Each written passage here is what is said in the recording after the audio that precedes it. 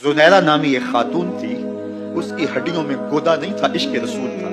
और उसका जालिम आका उसको मारता है। जब मार मार के थक जाता है, उधर से उमर आ रहे हैं। इस्लाम लाने के पहले की कहानी है। उसने कहा, उमर तुम जवान आदमी हो तो ये छोड़ती नहीं है अपने नबी का नाम, जरा तुम आओ।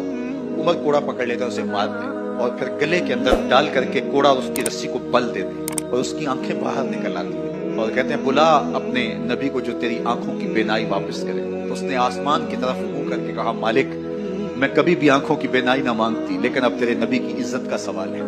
आंखों की बेनाई वापस हो जाती है। जुनैरा को बड़ा मारा। आज उमर गलियों में आंखों में आंसू हैं और कहता है, आओ भाई मैं हुजूर का गुलाम बन गया हूं, तुम्हें बताने आया हूं। जुनैरा ने मोड़ काटा तो आगे उमर की आवाज दे रहे थे। जुनैरा एक कोने पे खड़े होकर रो के कहती है, उमर तुम तो बड़े उस दिन जोशो गजब में थे और तुम मारते हुए थकते नहीं थे। उमर ने कहा, जुनैरा उस दिन मैंने देखा नहीं था, अब मैं मोहम्मद अरबी को देख आया हूं।